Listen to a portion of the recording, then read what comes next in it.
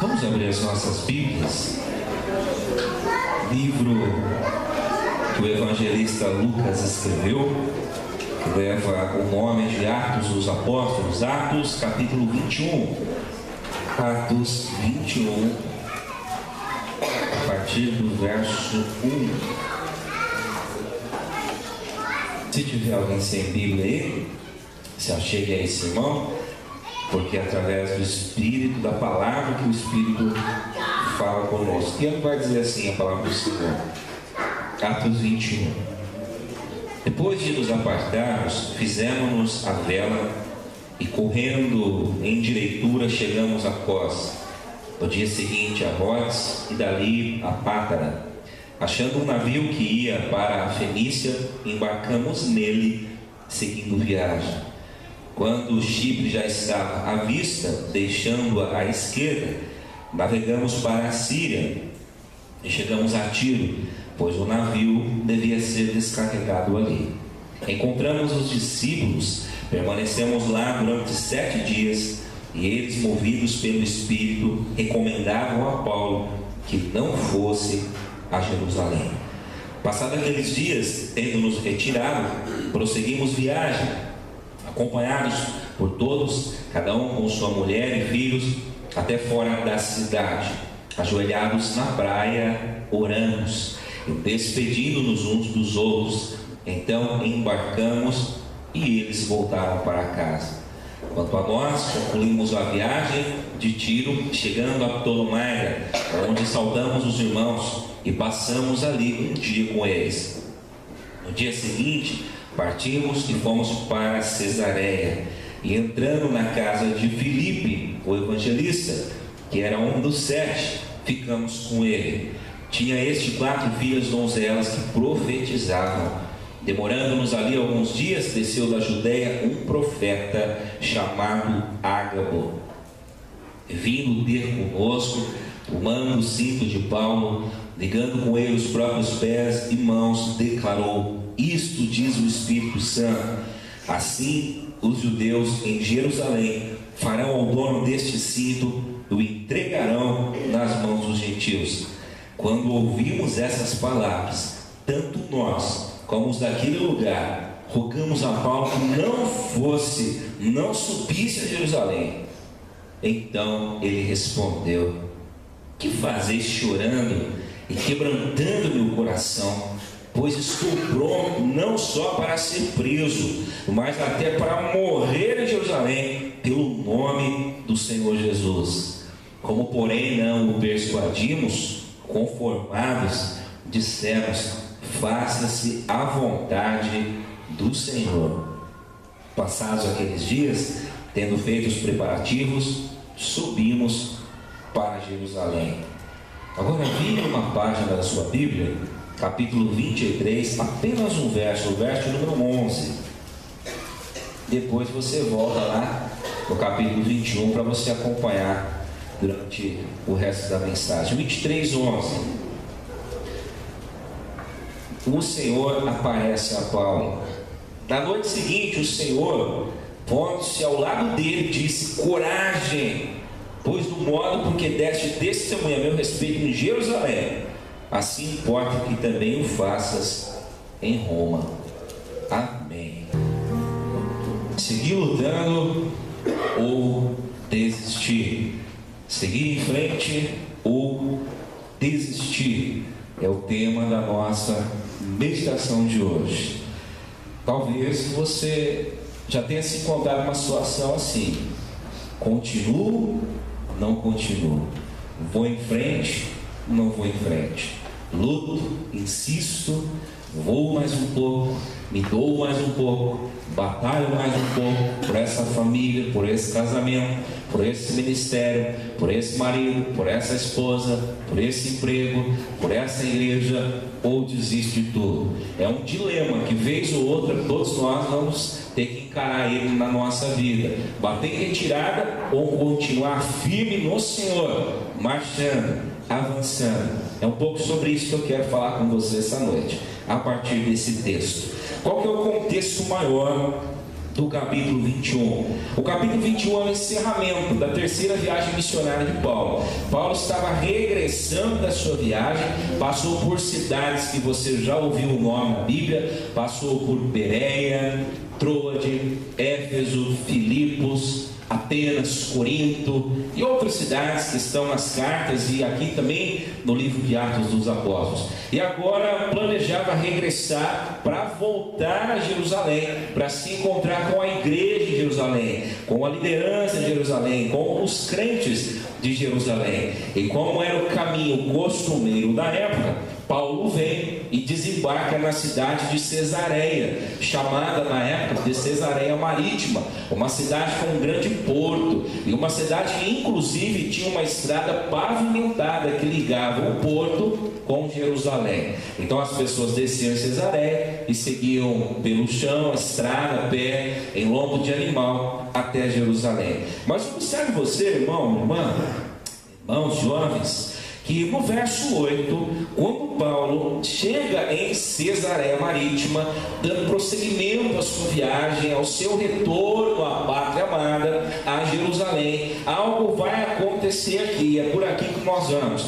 Paulo chega e se hospeda na casa de Filipe, diz o texto aqui. Quem é esse Filipe? Não é a primeira vez que ele aparece. Esse Filipe é o mesmo que está lá no capítulo 6 de Atos dos Apóstolos. Ele faz parte do primeiro grupo de diáconos que se levantaram para servir na igreja nascente. Pois bem, como de costume, Paulo ganha hospedagem, ganha a hospitalidade de alguns irmãos, e quando ele está na casa desse homem chamado Filipe, acontece algo no mínimo inusitado, porque o texto diz aqui que vem da Judéia um profeta chamado Ágabo. E meu irmão, receber um recado de Deus, dependendo do recado, é uma delícia. Quando Deus confirma no seu coração bênçãos, tranquilidade, paz, caminho de bonança, quando Deus fala com a gente, pelos hinos, pelas orações, pela palavra,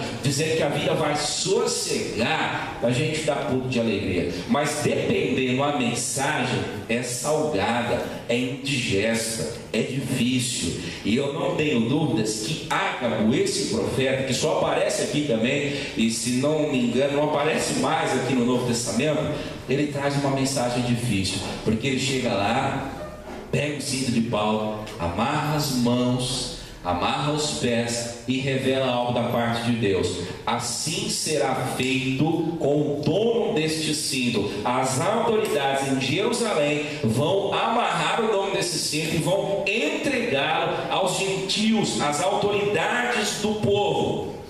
Perceba você, irmãos, nesse momento da sua trajetória, Paulo enfrenta um dilema. Até aqui está tudo bem, viajamos, fomos, pregamos, vamos retornar para a pátria amada, Jerusalém querida, amada, cantada, desejada por todos os judeus. Mas agora há aqui uma previsão não muito agradável. A viagem vai ser complicada, há problemas adiante. Deus está avisando, Paulo, vai ser turbulento, essa viagem vai ser complicada, o caminho é acidentado. E Paulo, então, meu irmão, há uma tensão no ar, seguir em frente em nome das convicções mais profundas do coração, seguir em frente com fé, com determinação, segundo o que Deus já havia lhe colocado no coração, ou bater em retirada diante das dificuldades já pré-anunciadas. Continuo ou não continuo?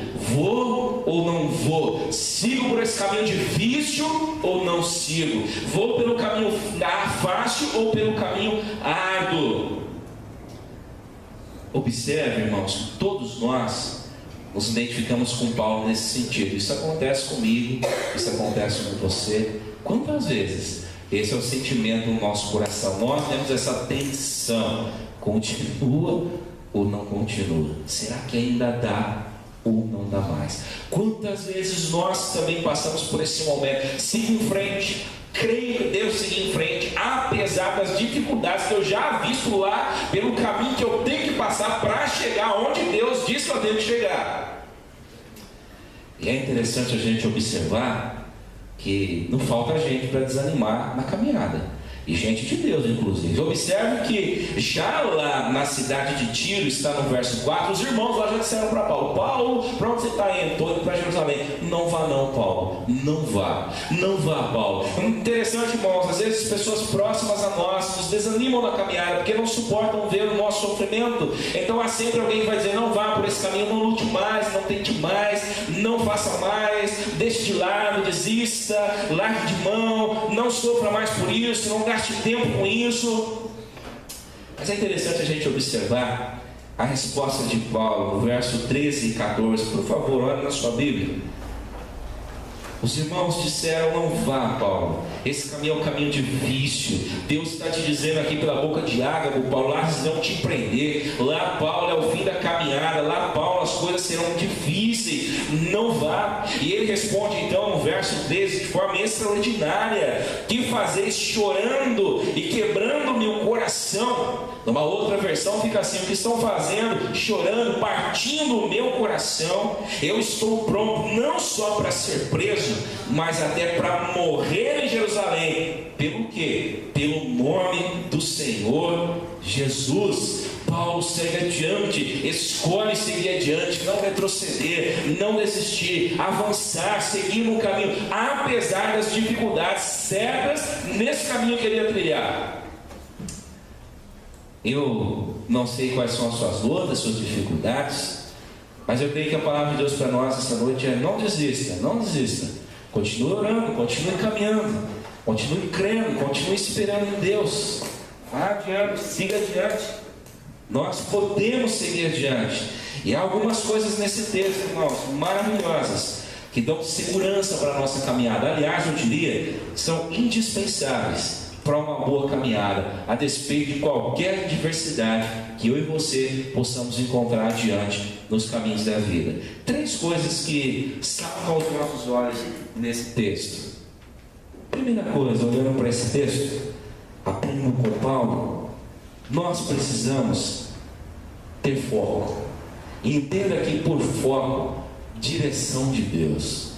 Direção de Deus. Quem não tem foco, meu irmão, diante do primeiro problema, diante da primeira dificuldade, vai acusar Deus de abandono.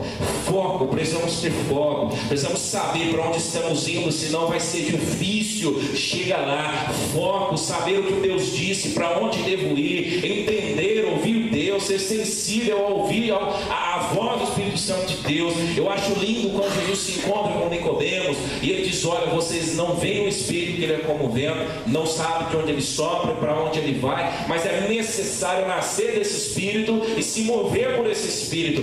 Foco, meu irmão. Quem não tem a direção de Deus, dada pelo Espírito Santo de Deus, pela palavra de Deus, roda em círculos, se esforça, finalmente não sai do lugar e se frustra com a vida, com a igreja, com a fé, com o Evangelho. Quem não sabe quem é, não sabe para onde vai. E tem gente que não sabe nem quem é e nem para onde vai. E quando meditava nessa palavra, lembrei de uma história muito interessante que envolve o matemático, o físico Albert Einstein.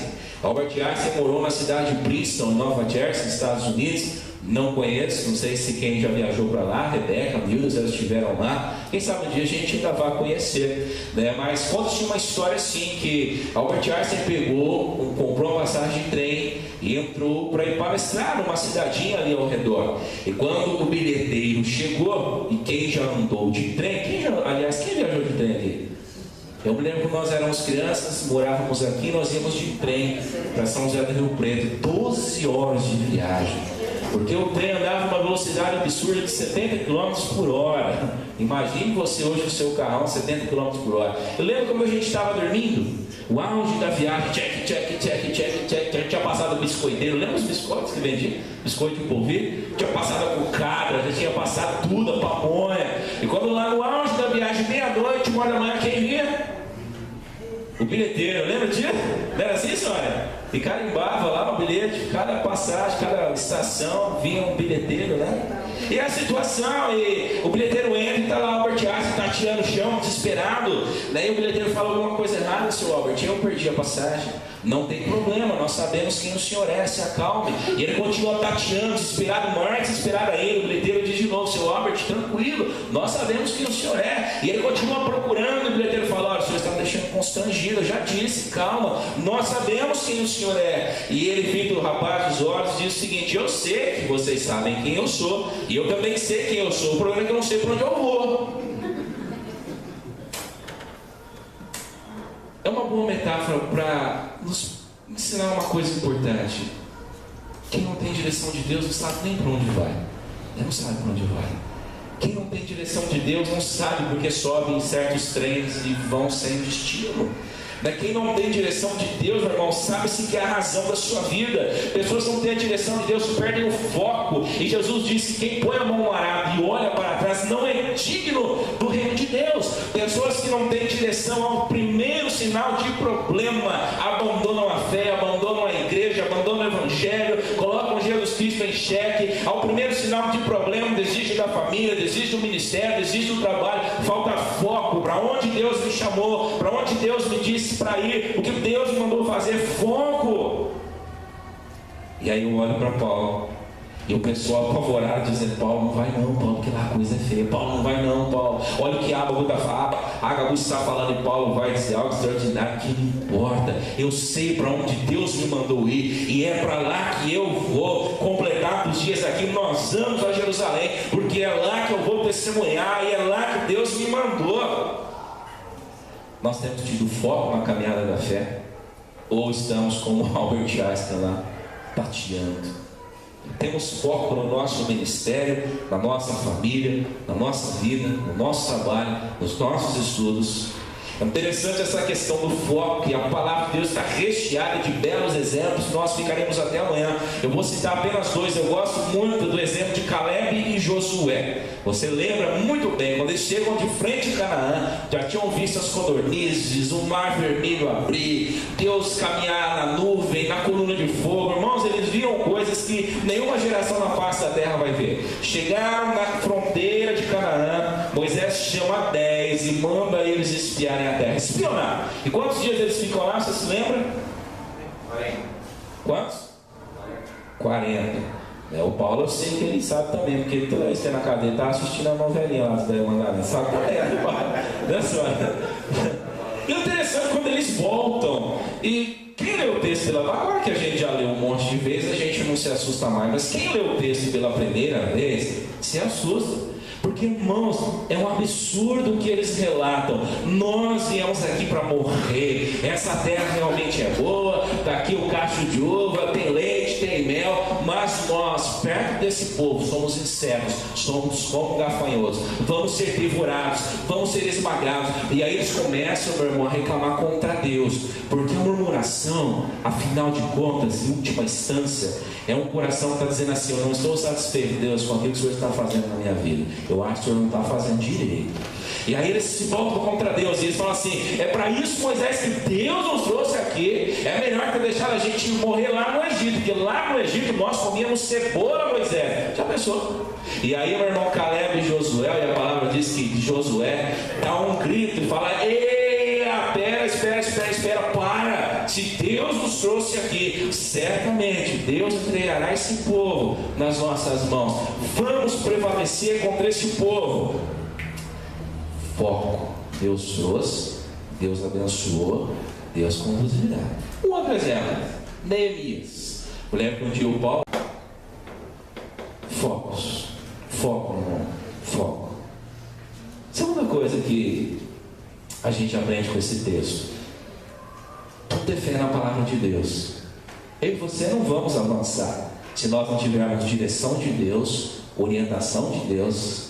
E quando a gente tem orientação, os problemas não podem nos parar.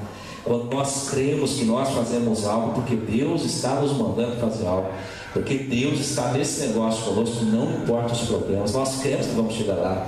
Mas no segundo momento a gente aprende uma coisa: É preciso fé. Fé na palavra de Deus. A palavra de Deus fazia toda a diferença na vida de Paulo. Ela alimentava o seu coração. Paulo fortalecia a sua vida com a palavra de Deus. E quando nós cremos, meu irmão, na palavra de Deus, ela é o nosso escudo. Quando nós cremos na palavra de Deus, ela é o nosso refúgio, ela é o nosso refrigério, ela é a nossa ajuda nos momentos de dificuldade. Por isso o salmista vai dizer: a tua palavra é lâmpada para os meus pés e o quê? Luz para os meus caminhos. A palavra de Deus me dá tranquilidade, ela é âncora para a minha alma, para que no vendaval da vida eu continue adiante, para que mesmo na noite mais escura, mais densa, há uma luz a me guiar, a palavra, o evangelho, a voz de Deus, a vontade de Deus. E a palavra de Deus enchia o coração de Paulo. A palavra do Antigo Testamento, a palavra como o que Jesus era e fazia. E agora, mais uma vez, Deus fala com Paulo, agora que através de um profeta. Paulo continua ouvindo, Deus continua falando com Paulo. E a Agabu vai e diz: olha, Paulo, Jerusalém é difícil, o caminho lá é complicado, porque lá vão te amarrar, como se amarra um cachorro, um bicho, está vendo aqui? Mãos e pés, é assim que vai acontecer em Jerusalém. Mas era um profeta que estava falando, e naquele tempo o que o profeta falava se tomava como o próprio Deus falando. E me permite, é interessante a gente entender o que era a profecia naquele tempo, para a gente entender esse texto.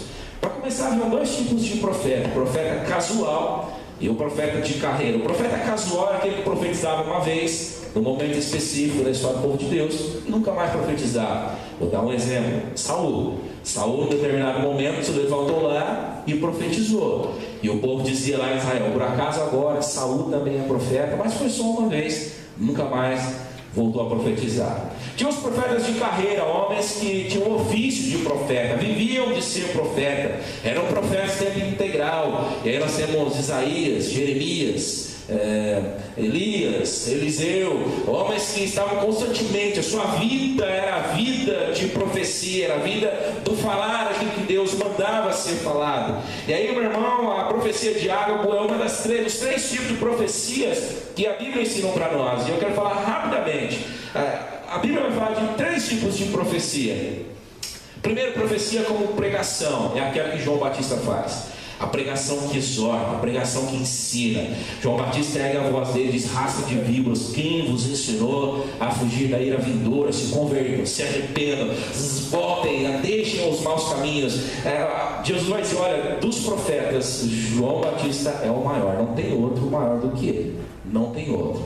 Então entenda primeiro profecia como essa pregação que vai exortar, que vai dizer assim: olha, Deus está falando que o caminho não é pela esquerda, o caminho é pela direita. Então se arrependam de ter andado na esquerda e voltem a andar pelo caminho certo, o caminho que Deus orientou, o caminho que Deus iluminou.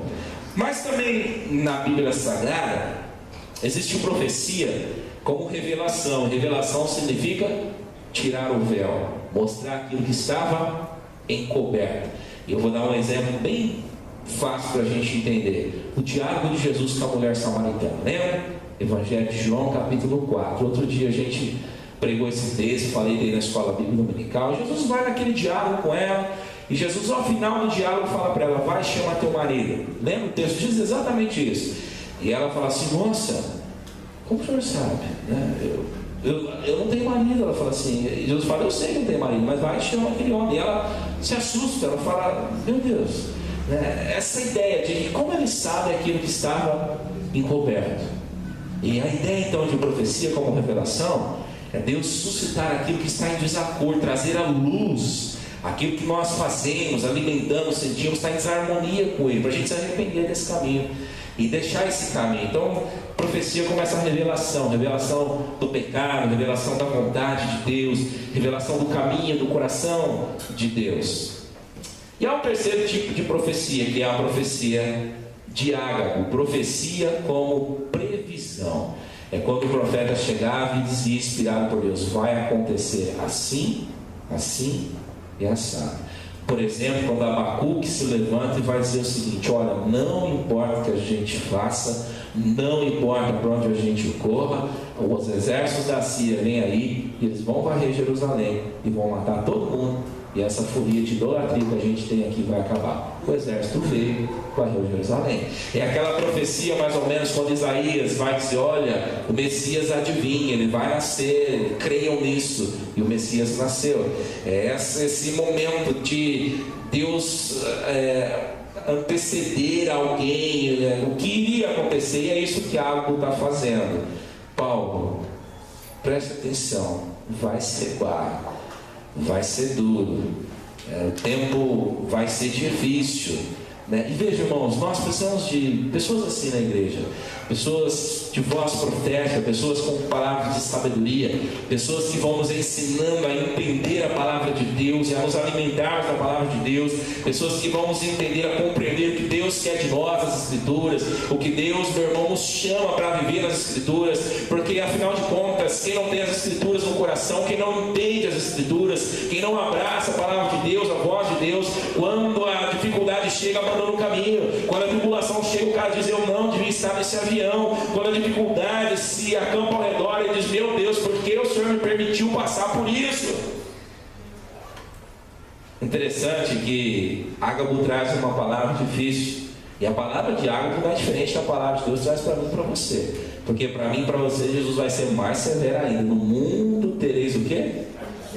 Aflições, tribulações. Mas eu acho que é uma outra palavra ainda pior do que essa. Quando Jesus, lá no capítulo 5 do Evangelho de Mateus, Sermão do Monte, né, final do 4, 5 e o começo do 6, ele vai dizer o seguinte: vocês vão ser bem-aventurados.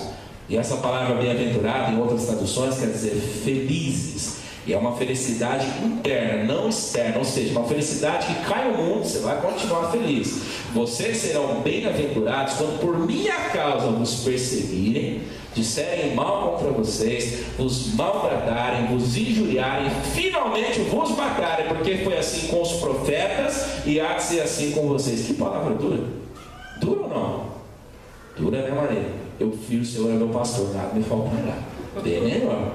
Mas, meu irmão, a palavra de Jesus para nós também é: eis que estou convosco todos os dias até a consumação dos séculos. Pedir e dar-se-vos-á, buscar e achareis. Eu rogarei ao Pai, o Pai vos dará um consolador. Meu irmão, se nós temos dificuldades, a palavra prevê dificuldades, a palavra também nos garante o consolo de Deus, a palavra também nos garante a direção de Deus, a palavra nos garante que o pão de cada dia não vai faltar, a palavra garante que a cura vem de Deus, que a provisão vem de Deus, que o cuidado vem de Deus, que o carinho vem de Deus.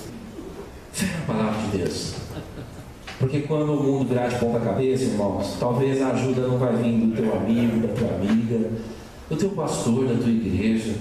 Talvez as pessoas não vão te compreender do jeito que você acha que elas iriam te compreender. Você vai se sentir extremamente sozinho, frustrado, desanimado, no final de tudo rancoroso e desesperançoso. Por isso a nossa âncora precisa ser a palavra de Deus.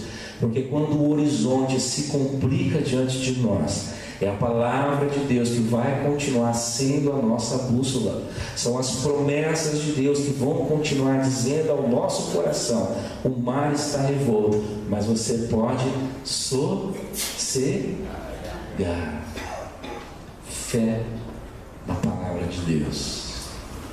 Talvez você já está desistindo de caminhar, de orar, de esperar, de crer. Não, Deus vai abençoar, não.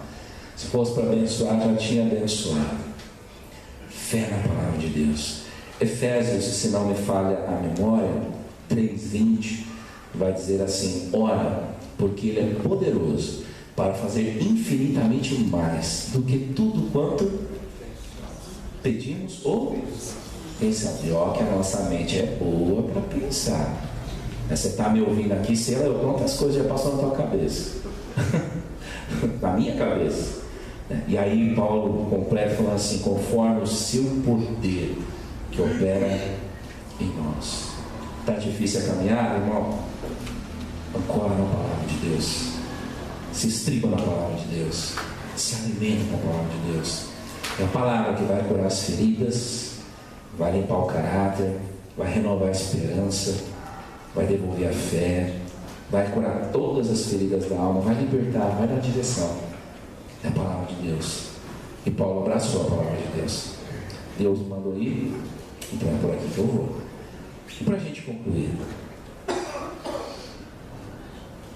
coragem vinda do Espírito Santo. Eu vi aquele jovem pulando ali e me lembrei de duas passagens. Uma que eu já contei aqui e outra que eu nunca contei. Certa feita eu fui num acampamento, eu não me lembro se era da Palavra da Vida ou outro acampamento, eu não me lembro onde era. Eu me lembro que tinha uma brincadeira lá que chamava Salto da Fé. E era assim a brincadeira bem bacana. Tinha um mastro na beira de um barranco de uns 8 metros, sei lá eu, e um poste com uma escadinha que você subia assim, né, com as duas mãozinhas assim, e com os pezinhos, que nem uma lagartixa na parede, um poste de mais uns 5, 6 metros de altura. E quando você chegava lá em cima, tinha a altura já do poste e a altura do barranco. Então a sensação de altura, irmãos, Deus que me livre e guarde, como diz a anterior cruz credo, porque dá um frio na barriga. E eles colocavam uma cadeirinha, óbvio, porque não ia matar a molecada lá, né? Mandaram o caixão para as mães depois do acampamento.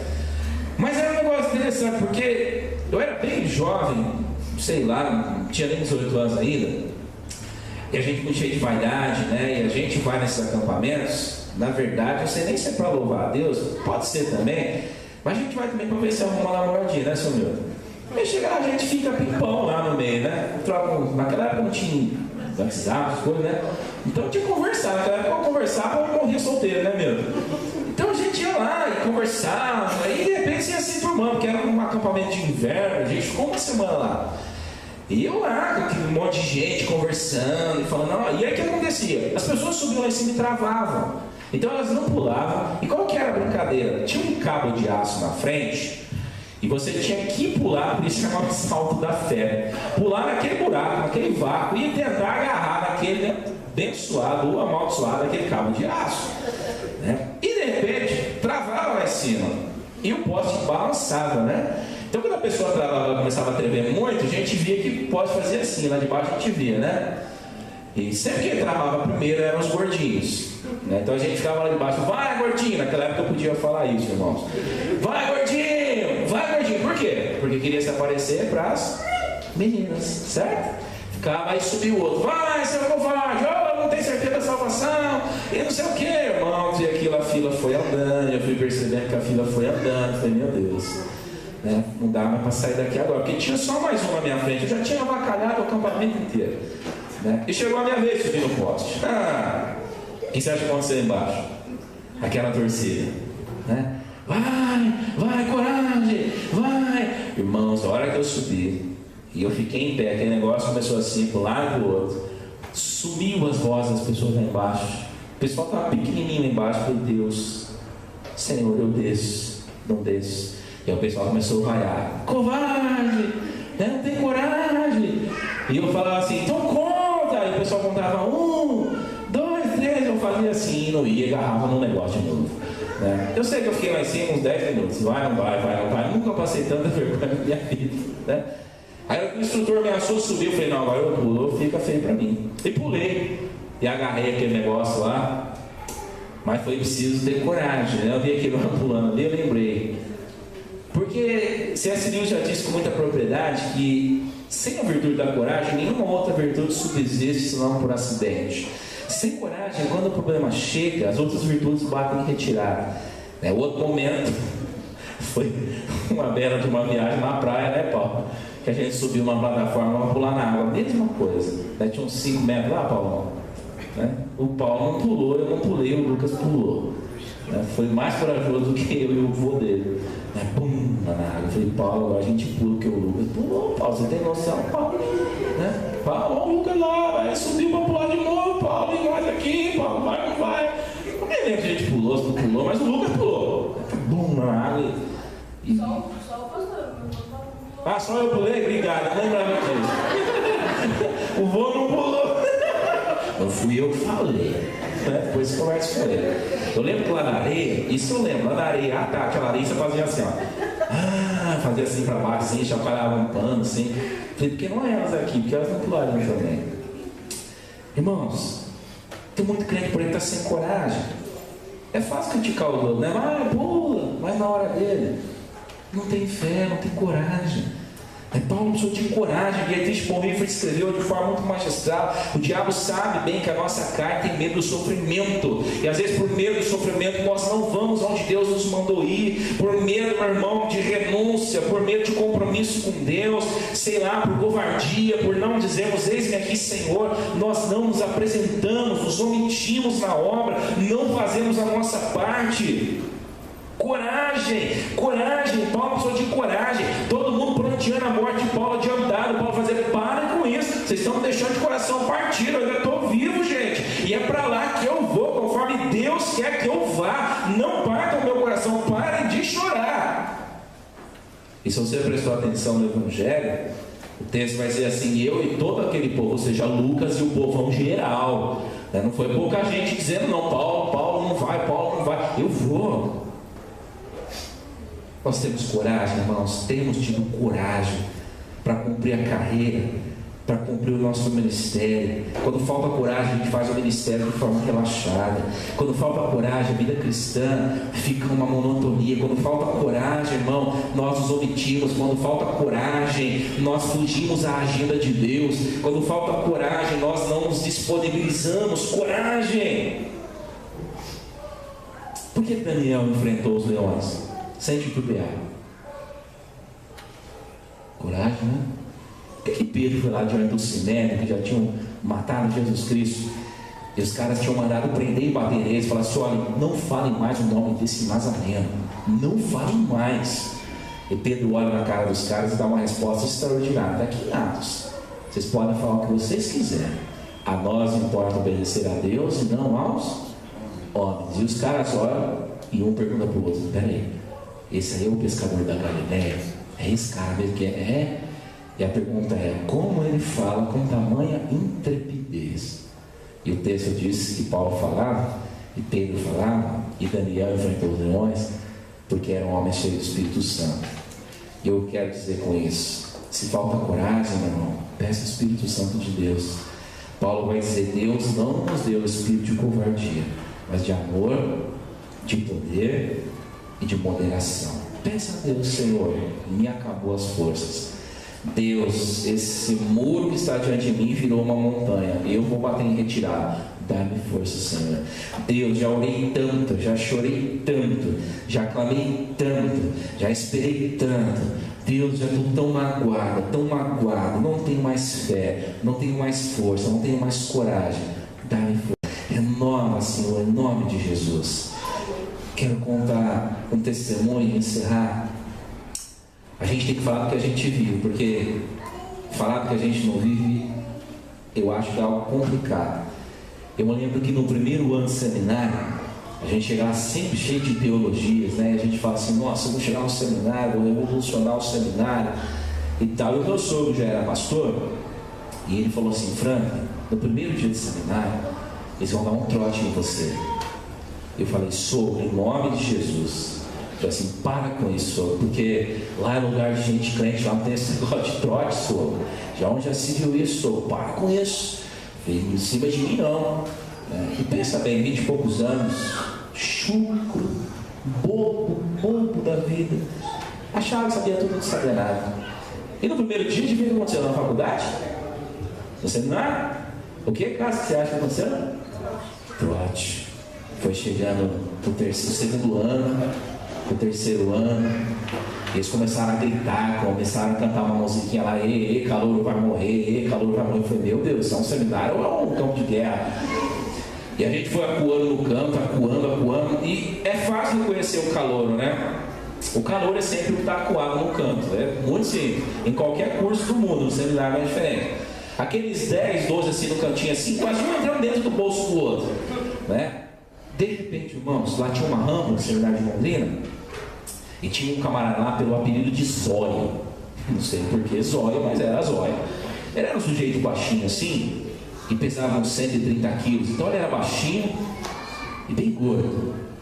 E sobe esse Zóio naquela rampa sem camiseta, pintado uma cruz de caravacas, não sei se você sabe o que é isso, uma cruz que fica de pau na cabeça, pintado com os olhos de vermelho e preto embaixo assim, e rindo, gargalhando assim, muito alto, fazendo menção como se ele tivesse possuído, né, por um espírito. E quando a gente viu aquilo, Meu Deus, imagina, seriedade, mas na hora foi um trauma. A gente falou, meu Deus, esse bicho está com o capeta meio, e agora? E o bunker que não apareceu o professor, porque os professores sabem, eles somem, né? Não aparecia ninguém. E ele vinha dando risada, zombando. E quando ele chegou, a minha irmã, como se não bastasse, arrancou assim de trás de dentro da calça, assim, uma bela de uma máquina de cortar cabelo, meu Deus. Aí começou, né? Cortava o cabelo, né? Jogava água na nossa cabeça. E falava de batismo. E essa questão de batismo presbiteriano é meio complicado, né? Eu estou te batizando de novo. Eles falavam assim, irmãos, como é difícil ouvir isso, né? Pensa bem, verde de igreja, crentão, crentão, crentão. E eu fiquei por último. Sabe, sempre mais, né? Eu falei, esse cara não vai pra minha cabeça, não, esse bicho está endemoniado de verdade, né? E eu fiquei sozinho na sala de aula e eles me pegaram lá. E aí, sabe o que eles fizeram, Marcinha? De castigo, eles raparam tipo, acho que é São Benedito, que rapa o tampo em cima e larga só uma roda de cabelo, assim. Aquela cabeçona branca, né? Fora o sapo que eles deram na cabeça, não estava rapando, porque eu não deixei rapar logo de cara. E aí tinha que pegar o ônibus para ir longe e rapar o cabelo. Ai, que vergonha, né? E aí com 15 dias, o que eu fiz? Arrumei a mala para ir embora. Falei, nossa, lugar que é lugar de gente louca, o que eu vim fazer aqui? Na minha igreja não tinha isso não, lá só tem gente boa na igreja, gente crente pra caramba. Gente que faz maldade com os outros, imagina, na igreja não existe isso. Gente que oprime os outros, não tem, meu Deus do céu, vai embora. E eu me lembro que eu liguei para minha mãe e falei, mãe, prepara a cama de novo, começa a fazer comida para mim de novo, arruma a cama de novo que eu tô indo embora do seminário, mas isso aqui só tem gente louca aqui, tem um homem aqui que rapa a cabeça dos outros e tal. E sabe o que ela falou? Você que sabe, meu filho, faz aquilo que Deus colocou no seu coração. E aí eu não arrumei a mala, né? Arrumei a mala, mas não fui embora. Uma outra vez, a gente passou fome. E dessa vez eu quase fui embora mesmo, porque viver de donativo dos outros é complicado. Tinha mês que tinha mês que não tinha. Depois de ter emagrecido uns 10 quilos, não tinha onde emagrecer mais. E eu me lembro que um dia, nós não tínhamos mais arroz, não tinha feijão, não tinha nada. E nós ganhamos numa igreja lá, a primeira igreja de Londrina, que é a igreja mais rica de Londrina, não sei quem que é aquela mulher, nunca vi na vida. Ela deu uns pacotinhos de feijão pra gente, feijão.